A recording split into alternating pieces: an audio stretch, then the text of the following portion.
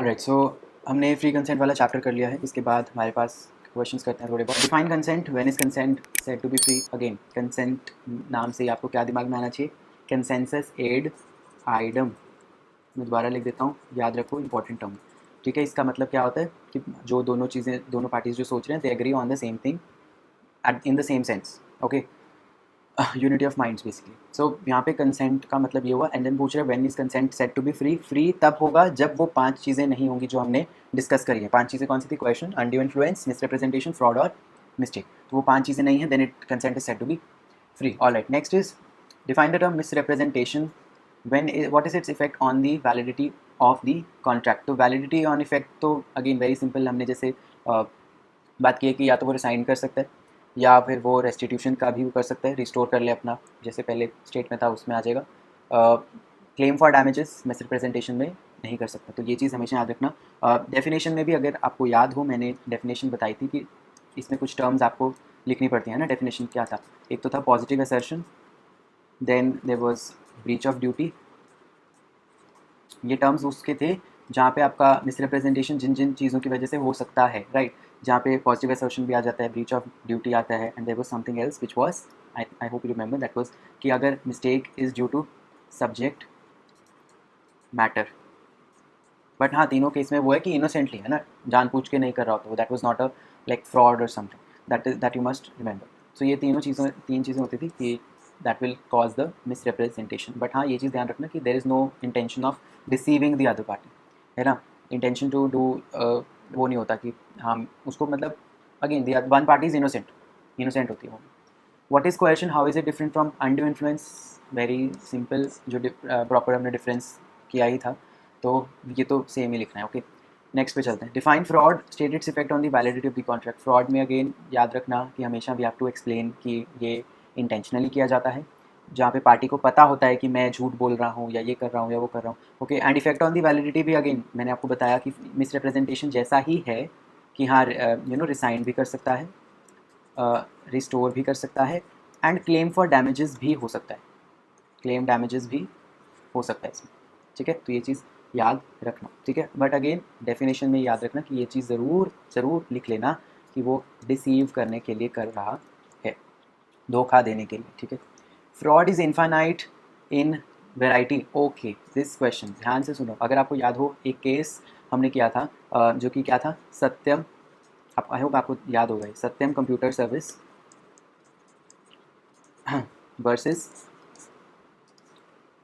Versus venture global engineering. ये वो case था जिसमें कोर्ट ने बोला था ये प्रॉपर लाइन कि fraud is infinite in variety, कि भाई स्कोप इसका अनलिमिटेड है। कोई हम बता नहीं सकते किस किस तरह के फ्रॉड हो सकते हैं, अनलिमिटेड तरीके के फ्रॉड हो सकते हैं। एंड ये डॉक्ट्रिन ऑफ फ्रॉड में उसने ये बेसिकली बोला था कि fraud is infinite in variety, क्योंकि उसका scope is unlimited, there is no limit to how many types of fraud you can do. So this case you should remember. Okay okay, next देखो, contract cause by unilateral mistake में be valid, voidable और void. तो ये तीनों case आपको पता ही होंगे। Valid कब होना था कॉन्ट्रैक्ट, इफ़ यू रिमेंबर, जब एक पार्टी की क्या होती है, नेग्लिजेंस होती है ना, कि हाँ उसने ध्यान नहीं दिया खुद ही, जबकि उसे देना चाहिए था। एग्जाम्पल ज़रूर लिख के आना तीनों केसेस में कि वैलिड का एग्जाम्पल वो ले लो कि 18 कैरेट गोल्ड था बट उसने देखा नहीं कि वो नहीं था, प्योर नहीं था, and original painting fake painting, वो वाला केस। ठीक है, जब एक पार्टी को उसने देखा नहीं, उसकी नेग्लिजेंस की वजह से हुआ। वॉइडेबल तो अगेन वेरी सिंपल, पता ही आपको कि फ्रॉड या मिसरिप्रेजेंटेशन के केस में होता है वॉइडेबल। ठीक है, वॉइड, वॉइड कब होता है? अगर आपको याद हो, वॉइड हमने कौन से केसेस में बोला था? केसेस थे ना, एक तो क्या था, आइडेंटिटी से रिलेटेड मिस्टेक हो गई, आइडेंटिटी मिस्टेकन केस, याद है वो सैड वर्सेस बट का केस, किसको एंट्री देनी है किसको नहीं देनी, टिकट वाला केस। तो वो वाला केस, एक मिनट, ओके, ये थोड़ा सीधा करना। ऑलराइट, सो एक वो आइडेंटिटी मिस्टेकन वाला केस हो गया। उसके अलावा सेकंड केस वॉइडेबल में एक और जो केस था, अच्छा एक चीज़ आपको याद है ना, आइडेंटिटी मिस्टेकन और एट्रीब्यूट मिस्टेकन दोनों अलग है। तो if you want to do, या इफ द नंबर्स ज़्यादा नंबर का है तो वो भी कर देना नेक्स्ट में। ठीक है, एंड देन जस्ट से कि उसमें भी क्या होता है। एंड सेकंड बॉस कि हाँ, नेचर या कैरेक्टर ऑफ डॉक्यूमेंट। याद आया वो ओल्ड लेडी वाला केस? क्या केस था? बाला देवी वर्सेस शांति मजूमदार, ठीक है। एंड यहाँ तो पता ही है सेड वर्सेस बट। ऑलराइट, सो ये केस इसमें लिख देना, ये केस इसमें लिख देना, ये दोनों केस तब थे जब वॉइड होता है कॉन्ट्रैक्ट, ठीक है। नेक्स्ट देखो, what is miss representation, difference fraud के साथ डिफरेंस सीधा लिखना है, कोहेजन और अनड्यू इन्फ्लुएंस डिफरेंस सीधा लिखना है। Alright, next is unequal bargaining power is the root cause of undue influence. Okay, so I hope you remember कि अनड्यू इन्फ्लुएंस हमने किया था, so I told you right कि देयर इज वन पार्टी। अच्छा, उसके एलिमेंट्स क्या थे undue influence के? I hope you remember there was dominance और dominance in will, dominance of will, and there was कि एक पार्टी क्या ले लेती है, अनफेयर एडवांटेज ले लेती है, राइट, ऑब्टेनिंग अनफेयर एडवांटेज। तो ये दो जो आपके आगे ये एलिमेंट्स थे, but they are asking about the bargaining part, you will write कि ऑब्वियसली इनसे पता भी ये चल रहा है। And there was a case if you remember जिसमें ये चीज़ बोली थी, दैट वाज लॉर्ड डेनिंग जिसने ये बोला था। आई hope you remember, I don't remember कि केस डिस्कस हुआ था यानी कि इस बुक में आया था यानी, but there was Lord Denning जिसने ये लाइन बोली थी कि undue bargaining power, and the case that was there that was Lloyd Bank. मेरे नाखून पे लग रखी है एंड वो इस पर टच हो गया एंड अब वो दर्द हो गया। लॉयड बैंक वर्सेस बंडी। ऑलराइट, सो ये केस था जिसमें ये लॉर्ड डेनिंग ने ये स्टेटमेंट बोली थी कि अनइक्वल बार्गेनिंग पावर होती है ऑब्वियसली, क्योंकि एक पार्टी डोमिनेंट पोजीशन पे है, एक पार्टी वीकर पोजीशन पे है, इसलिए ये होता है बेसिकली कि अनड्यू इन्फ्लुएंस इसी वजह से आ सकते हैं कि ऑब्वियसली एक पार्टी अगर वीकर पोजीशन पे है वो नहीं बार्गेन कर पाएगी। एग्जाम्पल वो ओल्ड लेडी वाला भी आप दे सकते हो, ठीक है। एक मिनट रुको, मैं ये ठीक करके आता हूँ। Next is undue influence is nothing but exploitation of vulnerable person. I think same पिछला यही एक्सप्लेन करना है। What is the difference between mistake of fact and mistake of law? बहुत बेसिक क्वेश्चन है दोनों। मिस्टेक ऑफ लॉ में हमने पढ़ा था कि हाँ, अगर आप ही की कंट्री का लॉ है एंड अगर फॉरेन कंट्री का लॉ है ना, नेटिव कंट्री का या फॉरेन कंट्री का, फॉरेन का है तो वो फैक्ट वाले की तरह ही ट्रीट होगा, नेटिव का है तो again contract will B binding, क्योंकि ये आपकी गलती है, आपको पता होना चाहिए था, नो एक्सक्यूज़, ठीक है, given. And then mistake of fact में हमने क्या पढ़ा था, आपको याद होना चाहिए, there was bilateral and there was unilateral. जब फैक्चुअल कोई चीज़ की मिस्टेक है, अगेन दोनों पार्टी की तरफ से भी हो सकती है, एक पार्टी की तरफ से भी हो सकती है, दोनों में बायलेटरल में तो मैंने बताया वॉइड एब इनिशियो होता है, यहाँ पे वॉइड भी हो सकता है, वैलिड भी हो सकता है एंड वॉइडेबल भी हो सकता है, ठीक है। तो ये आपका हो गया। डिफरेंस पूछ रहा है एग्जाम्पल के साथ, सब बता देना, ठीक है। Basic mistake results in a contract to be void valid as well as voidable. यही जो चीज़ मैंने बताई कि मिस्टेक वाले केस में वॉइड भी हो सकता है, वैलिड भी हो सकता है, वॉइडेबल। तो एक चीज़ ध्यान रखना, जब वॉइड बता रहे हो तो यूनिलेटरल वाला भी बताओगे, बायलेटरल वाला भी बताओगे, ठीक है, मिस्टेक में। जब वैलिड बता रहे हो तो यूनिलेटरल वाला भी वैलिड बताओगे और ये वाला नेटिव वाला भी बताओगे वैलिड, है ना। और जब वॉइडेबल बता रहे हो फिर तो चलो सिर्फ जो आपका फ्रॉड वाला वो केस था वो यूनिलेटरल वाला वो बता दो, ठीक है। तो ये आपके नॉर्मल क्वेश्चन हो गए। अब आते हैं हम केस स्टडी बेस्ड क्वेश्चन पे। Okay, so case study based question में पहला क्या है, M an old man of poor sight endorsed a bill of exchange for 30,000 thinking that it was a guarantee, is M liable to pay the. चतवार करते हैं, क्या case था, हाँ poor site वाला, आई होप यू रिमेंबर। क्या case था वो, बेंटी देवी versus शांति मजूमदार। ये जो केस किया था हमने इसमें कि वो ओल्ड लेडी थी, उसका डॉक्यूमेंट कोई और साइन करवा रहा था, है ना। तो अगेन अब वो तो पुअर मैन का, old man of poor site वाला है, तो he is not liable because again वो एक यूनिलेटरल मिस्टेक मानी जाएगी आपको एज पर द कौन सी मिस्टेक, नेचर और कैरेक्टर ऑफ डॉक्यूमेंट वाली, ठीक है। तो दिस विल बी, क्या था वो, वॉइड एब इनिशियो, ठीक है।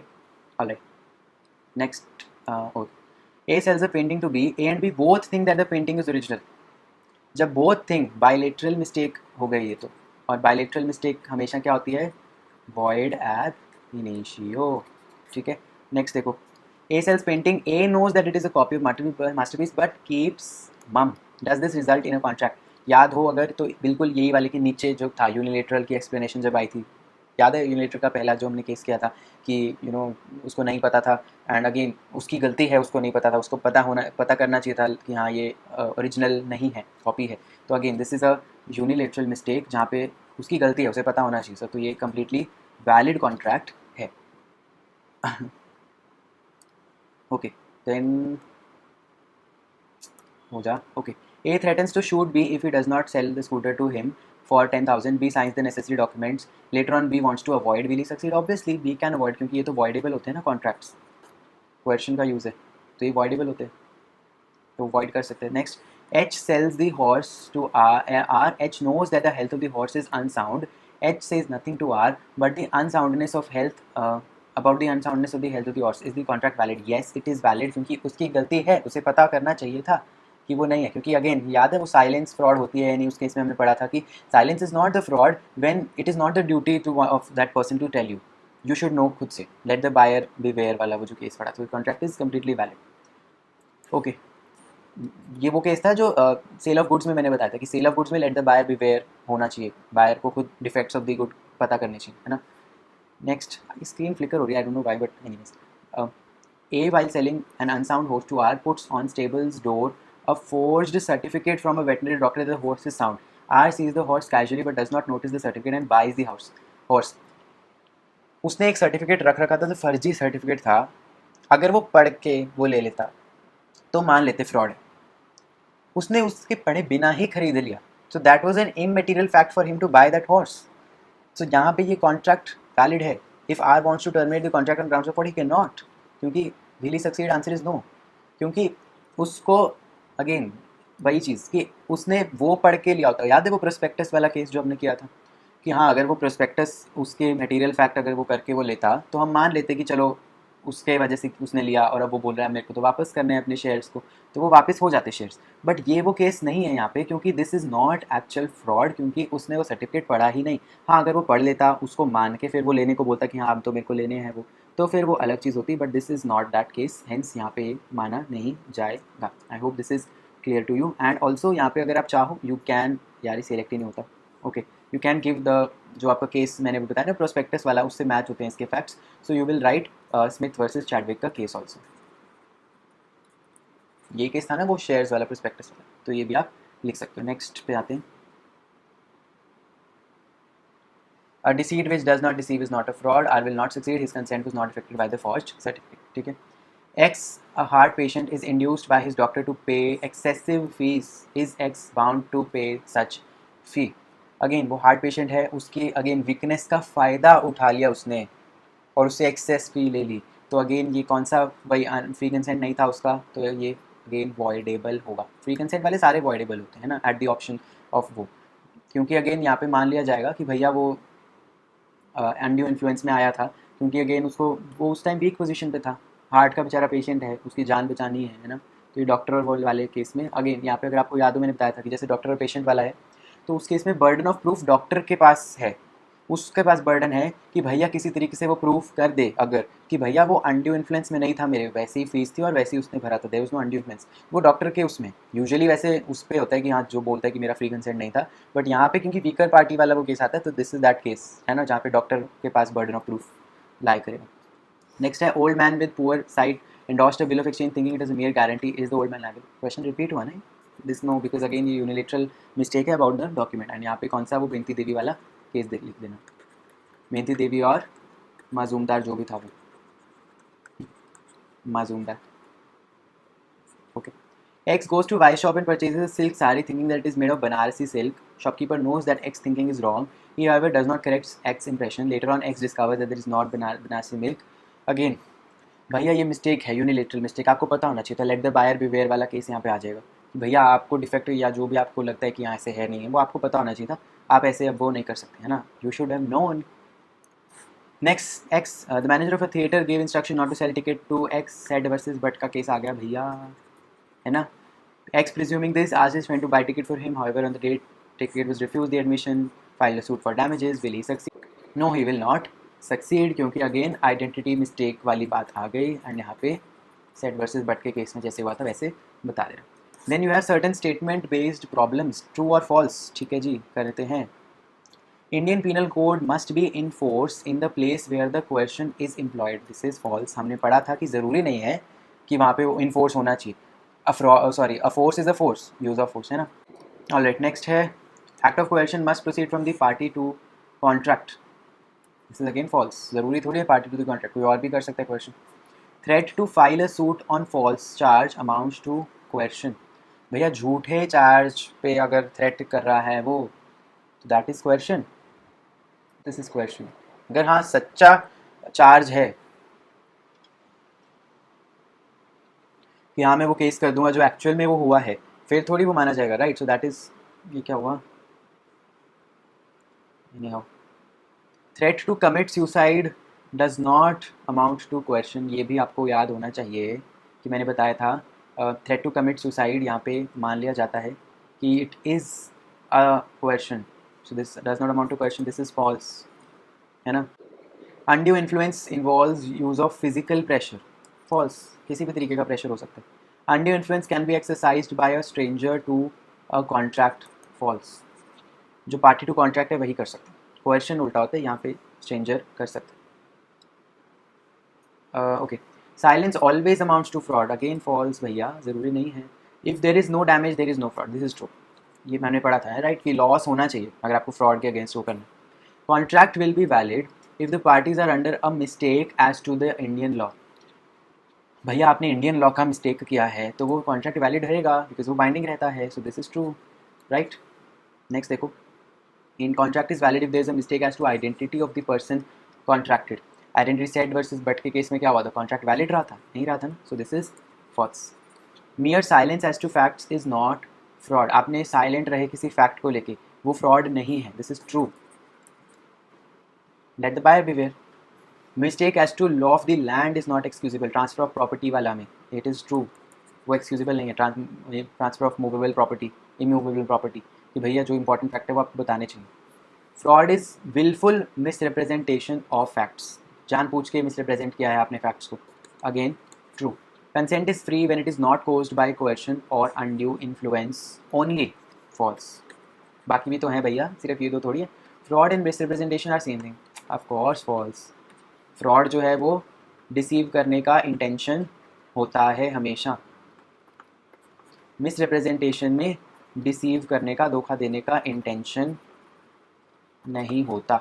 ये हो गया उनमें डिफरेंस, सेम थिंग तो नहीं है, ठीक है। तो ये आपके ट्रू फॉल्स वाले भी क्वेश्चन हो गए, ठीक है, इसके अलावा कुछ है नहीं, चैप्टर आपका हो जाता है ख़त्म। आई होप आपको समझ में आया होगा, मिलते हैं नेक्स्ट उसमें। अभी मैं जाता हूँ सोने, रात के बज रहे हैं 1:45, मिलते हैं आपसे